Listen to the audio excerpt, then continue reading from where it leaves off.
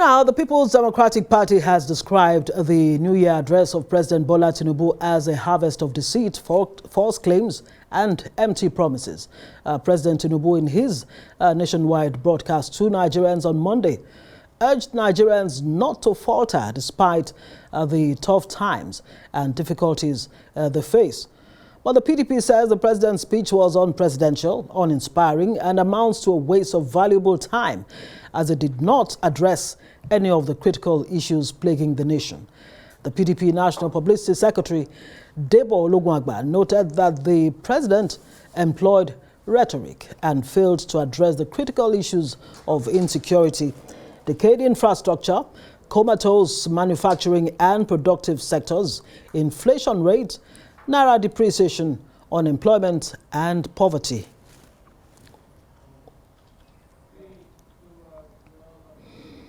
Well, for more on this, I'm joined in the studio by Abdullahi Ibrahim, the Deputy National Publicity Secretary of the People's Democratic Party.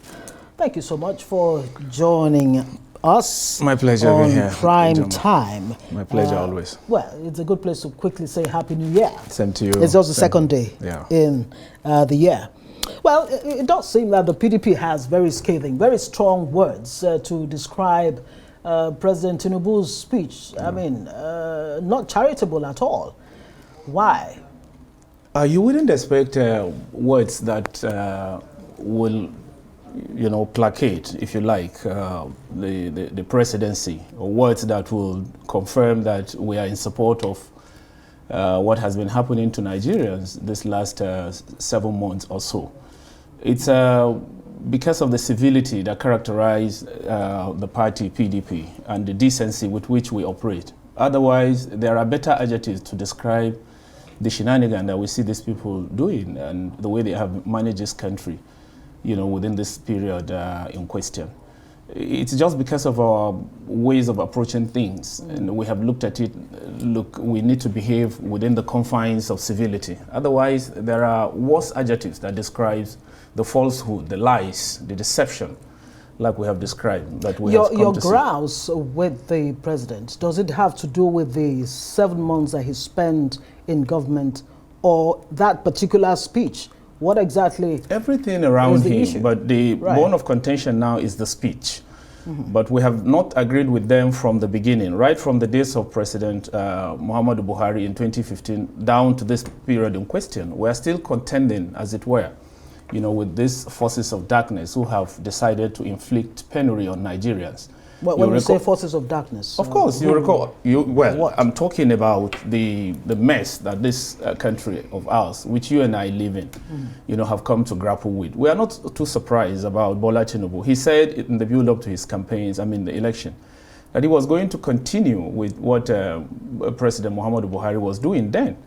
And if after 4 or 5 months in his government, he has realized that, or rather, revelations coming from the committee he constituted has revealed that the worst government to have superintended over this country called Nigeria since independence was Muhammadu Buhari's.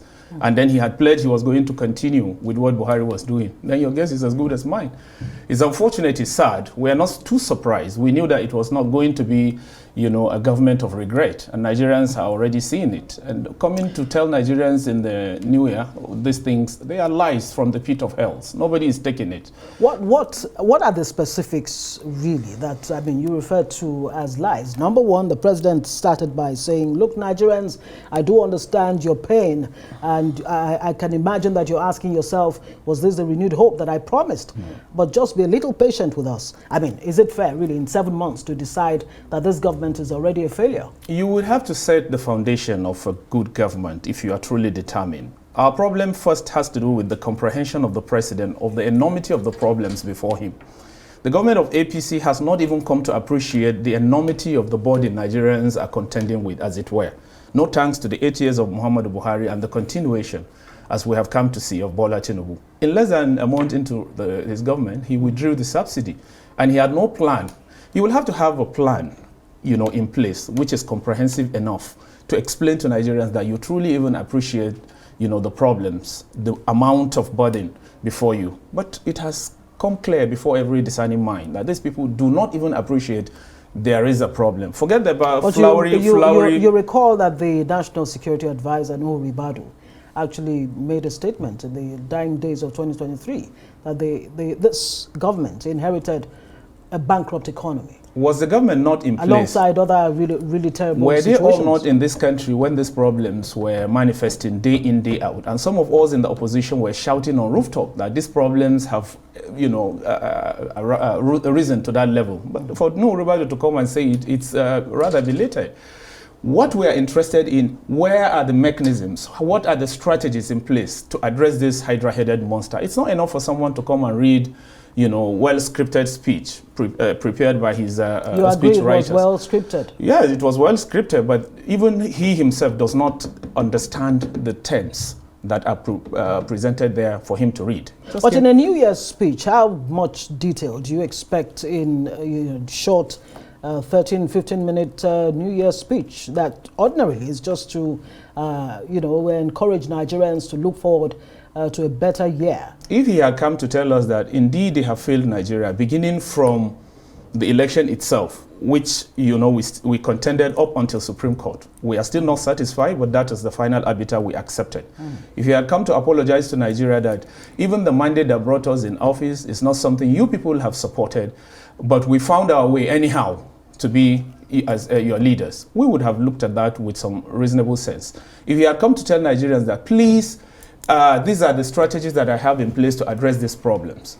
Someone is telling you that he traveled overseas, that all the international trips he has embarked on since becoming president were in the interest of Nigeria. I don't know, Ngozi, if you believe him. Taking 1,500 Nigerians out for Jamboree to go and waste Nigerian money at a time people cannot meet 3 square meals a day, at the time people cannot transport themselves from their residences to the office. At but he says one of the results that came out from that was, the deal between with Nigeria and Germany with Olaf Scholz. Did you have to take 1,500 Nigerians to go and sign such a deal? In any case, these are just falsehood. I can assure you, we need to see another day. Yeah. Speaking of which, in his speech, the president actually, reached out to opposition parties saying, look, it's time to put politics behind us. The elections have come and gone. There's a president in place. It's time for you to join hands with me to move Nigeria forward. Are you willing as a PDP to do that? We are not even willing. Nobody is interested in joining a hand with a government that we have not... you see, there's this legitimacy problem hanging on the shoulders of this government. And we have said it. Even after the Supreme Court had ruled. The Supreme Court itself now has suffered legitimacy, as it were. We are being laughed at internationally. Everybody looks at Nigeria. What's wrong with these people? Are they truly serious? You begin to see something that defies even the spirit of law, not common sense. And these people will come and tell you, anyways, these are not good times for all of this conversation. Right. What we're talking about now is whether we are satisfied with the speech, whether there's hope in the speech of Mr. President. I can tell you that it's as dead as it comes. No Nigerian is taking, not even he that read that scripted speech, because he doesn't even understand the terms of those speech. He doesn't understand the meaning of what he was reading. Even when the president says, look, I will remove all the obstacles that inhibit business, doing business in Nigeria. He also talked about, living wage for Nigerian workers. We hear it's to take off from April 1. You might say it's April Fool's Day. But are you saying there's no hope at all in the speech of President Tinubu? I will return here and confirm this to you, Ngozi. There's no hope, there's no light at the end of the tunnel. These people are bereft of idea. They are very, very poor in even comprehending what is before them as responsibility.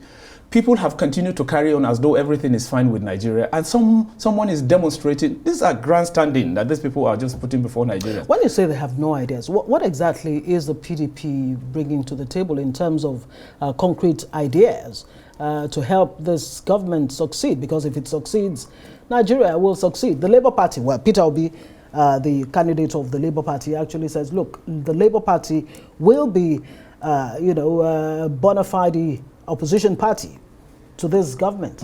Where does the PDP... That's exactly what I'm doing itself? And what we have been doing, criticizing the government. But do you criticize for the sake of criticizing, or do you come up with concrete ideas as to how to move Nigeria forward. Of course, we do have ideas. We've been postulating them all. Look, with dwindling economy, rising unemployment, growing poverty, and decaying infrastructure. Right. This system cannot but breed social havoc in the nature of increased armed robbery, communal violence, high rate of women prostitution, and other social deviations, as if these are not bad enough.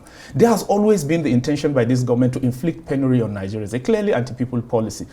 PDP has strategies. We have come here severally and we have been articulating them.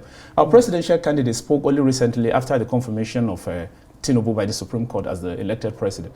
And we have brought out statistics of how we would have addressed this problem. For want of time, I would not go into belaboring you now with all of these things. But certainly PDP would have looked at all of these things differently. We would have provided leverage on Nigerians. We would have provided strategy to even withdraw the subsidy. We agree with him. Withdrawal of subsidy was overdue for Nigeria. But we would have provided, a palliative. We would have provided measures. We would have taken these things in... Would the palliatives have come before announcing the removal of the subsidy? We would have reviewed... Where would you have gotten the funding from? Where are they getting their own funding? Yes, and what kind of palliatives would you have put in place? Certainly, we would have reviewed the salary of Nigerians. First of all, the labor. We would have looked at their wage, their earnings, and everything. We would also have provided transportation measures in place before we would contemplate doing it. And it will come in phase.